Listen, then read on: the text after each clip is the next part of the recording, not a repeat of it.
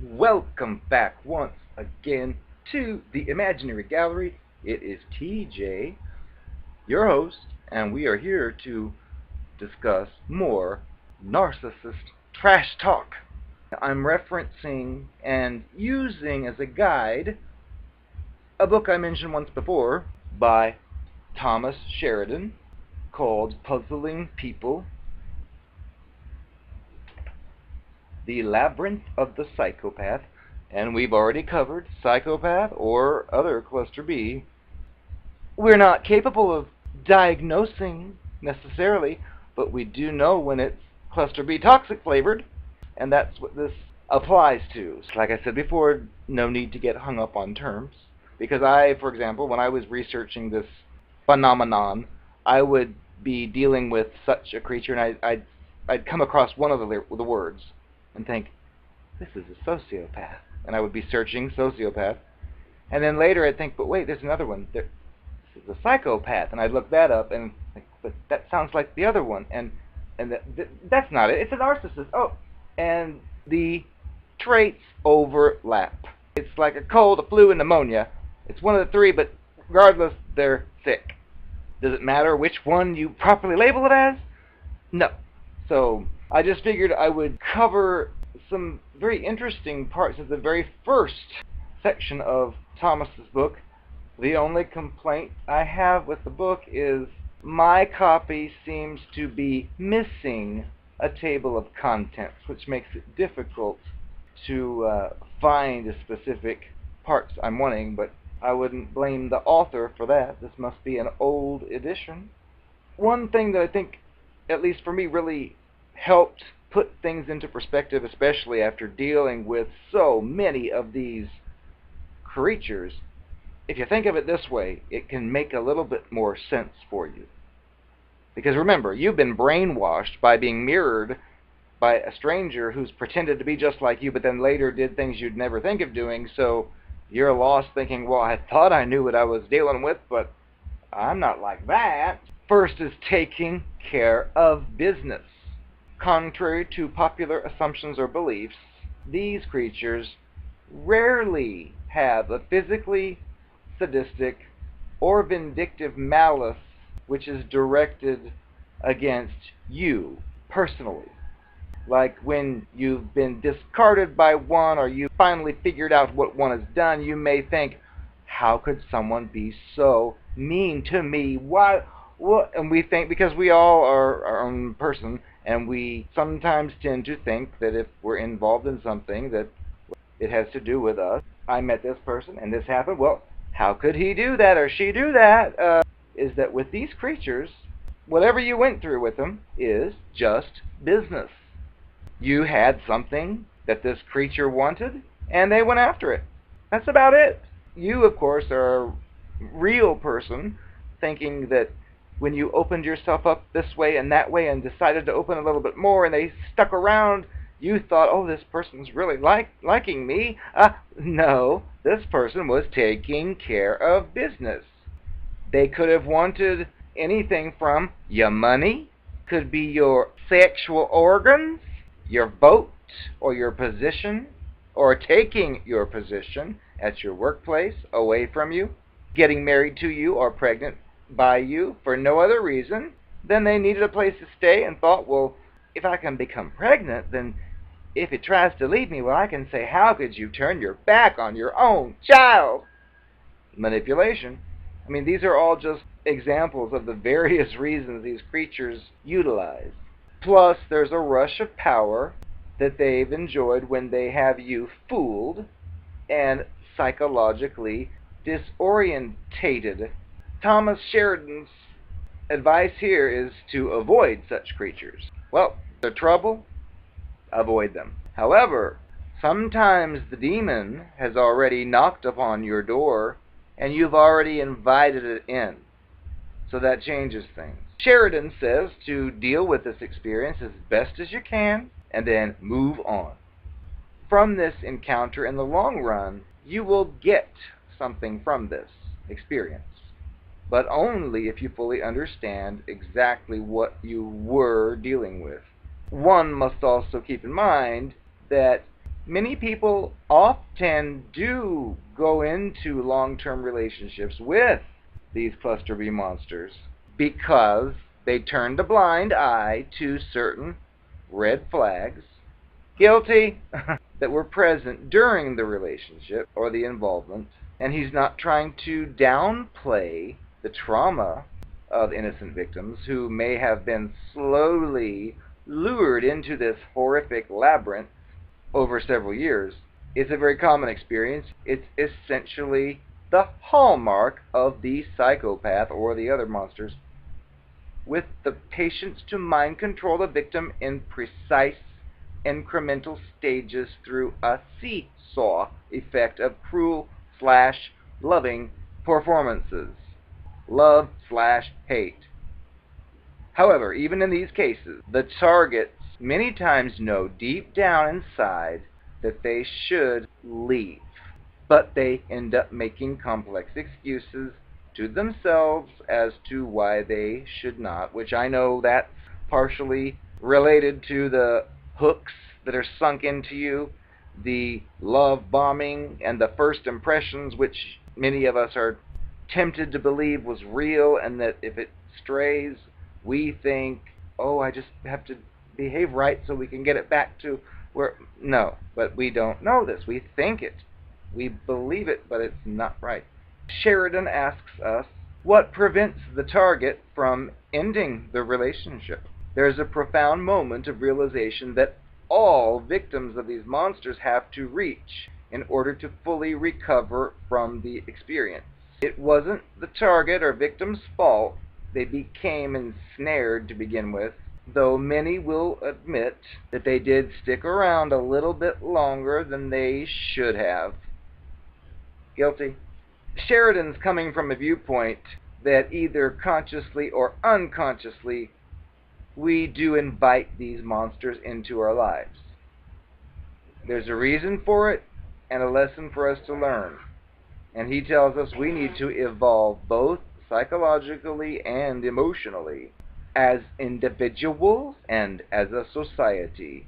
We don't have a choice. He's telling us it's time to grow up and see these creatures as pawns who are here to serve us and not become permanently lost in our own endless cycle of victim complexes and self-pity. Now, the reason Mr. Sheridan believes that these creatures appear to be so prevalent in the Western society is that collectively we have it too easy. In this modern world, there's a growing and profoundly unnatural infantilism among many adults. As a consequence of this maturity vacuum, personal and social evolutionary necessity will bring the creature into our lives in order to shake up our often comfortable, mollycoddled complacency. Our materialistic and social development has long overtaken our psychological and spiritual maturity. Now, Sheridan tells us that after one of these monsters has ravaged through our life, we must process this experience. Once identified as a matter of extreme urgency and for the sake of our psychological well-being and personal safety, we must learn to ignore and shun this creature forever and then move on. What happens to them at this point should no longer be our concern. The two ships have passed in the night, and we should take a page from their monster rulebook and turn our entire focus within ourselves. Only in our case, we do it to address any possible shortcomings within our own personalities that may have attracted this horrifying experience to us in the first place. Now, if we don't learn this lesson, we're doomed to repeat it. Guilty. These creatures can't help but being these creatures, but they can control their behavior. the neurological electrical systems in their brains as a part of their pathology is so completely distorted that they have no other recourse than to make whatever life they can for themselves.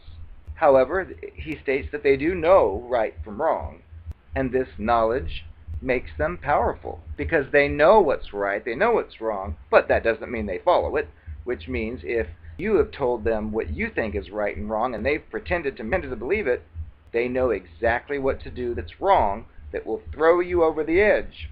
And even the most horrifying things they can do, which doesn't go with the fake love bombing image from the beginning of, I would never hurt you. Oh, who cares that I had 3 other wives behind your back and a husband, but I would never hurt you. Retarded. What makes them powerful is their ability to casually undertake the most appalling acts and be aware of the intensity of the situation, and to not give a darn can be very successful if they have real intellect and charm. Not to mention that glow, which many of them have due to their high testosterone levels, which other creatures remain bottom feeders, who have neither the talent nor intellect to get beyond swindling the oblivious. We've all encountered these creatures, from romantic liaisons to the workplace to ticking a box next to their name on the poll ballot. Ignorance of these creatures has been a huge disadvantage for most of us, which makes us very easy prey, which Sheridan tells us why they're not unwell people who need our love and support, which some people may think they are. They're very aware of what they're doing and why, and even when driven by impulse, they will not flinch from doing the same thing repeatedly with several targets. They're thrilled. They're thrill seekers, and they love the excitement and rush they get from destroying human lives and human hearts. So they're not an unwell person who deserves pity. This is a monster, a demon, a devil from whom you need to run away from as soon as you recognize it for what it is. And that's even if this monster is of your own flesh and blood. Well, a few more points I'd like to cover that are interesting from this first chapter. Sheridan states that these types of creatures do cause very large social, psychological, and financial problems throughout our society. And they do it without any guilt or feelings of remorse. And he asks, so what's the point in trying to get even? He tells us it's better just to come to terms with their condition and then avoid them. They don't care about you, and once you get over them, why should you care about them? Besides, even if you ran into them, they're not the same person they were when they were around you, because they switch their masks. Sheridan, and I agree, says, get on with your life and take from the experience what you can. There's another part in here, though, that I found interesting, which is stating to deprogram yourself. Before going further into his book, he's advising that it's important that we cast off several misconceptions that are popular about the world and the human race in general, which here are some of the myths or misconceptions we have. All people have some good in them. All people are capable of love and of being loved. All people instinctively know right from wrong, good from bad, justice from injustice, and they follow these behaviors for the same reasons most of us do during the course of our lives. That psychopaths and other cluster Bs are only bug-eyed Adam Lanza-looking, twitching axe murderers who enjoy hands-on killing. That all psychopaths are, at first sight, creepy looking and behaving individuals, Buffalo Bill, and that you are not mind-controlled by mass media, politics, and social requirements, and that most of your thoughts, assumptions, and personal and political beliefs are your own. Did you get that? And then the last part I'm going to cover here The question, why does it hurt so differently this time? And this part I found interesting, which I've seen mirrored in other books. But he tells us one of the aspects of the post-psychopath experience is how the victims or the targets actually mourn the end of this relationship, almost like it were a death. And there's a reason for this. He's telling us that a death has occurred.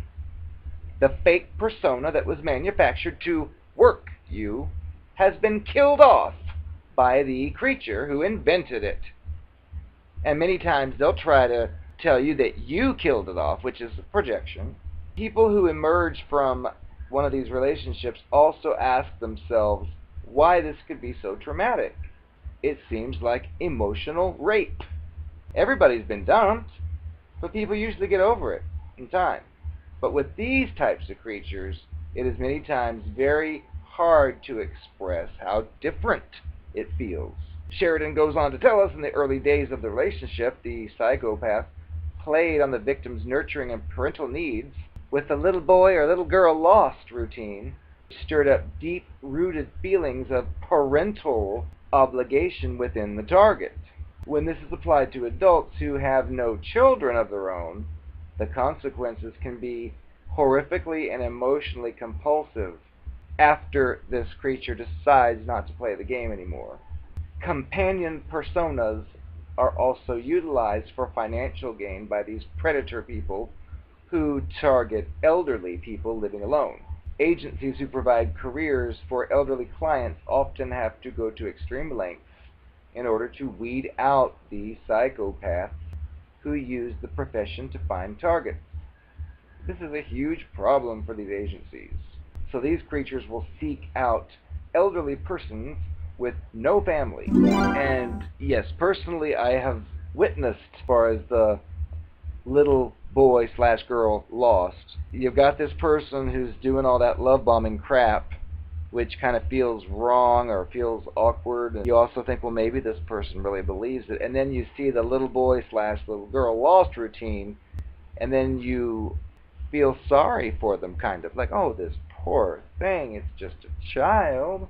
Oh, but it means well, and that can pull us in, because we think that, like, I've got this mastered. This is a child. And then we, of course, later on find out the evil things this person has planned for us. And it is no picnic. It is no party.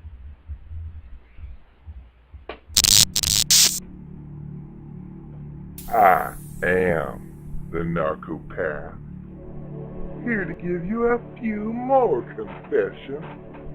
They're not from WikiLeaks, though. They're straight from the whore's mouth. Listen, Goyam. I know when you and I first started to talk, I already had checked up on you. I knew, for example, that you frequented the Shady Lady strip club. And I knew that that was going to have to go. So I casually brought up the subject of strip clubs. And told you, I could never date a man who goes to strip clubs. And I waited for your response, and of course you didn't get one, but I knew. I already knew. When we discussed it later, you made it clear how, you wouldn't dare go to a strip club because I was so pretty. I was prettier than all the strippers that you could ever see on that stage. Well, I still told you that I heard that you went to those places, and I just can't live with that. And you finally came around to and admitted that you used to go to them, but you stopped. And that's all I needed to hear. Never mind that you had no idea that I was a transgender, and those nights I told you I was taking care of Granny? Well, I was actually doing a male gay strip show, 'cause I was a guy. You didn't need to know that, though, and don't even talk about double standards. It's different. It's okay if I am a naked male dancer, but you are not to go near any of those skanks if I'm pursuing you. Even though, when you're asleep, I'm with them sometimes, but there's a lot of stuff you don't need to know.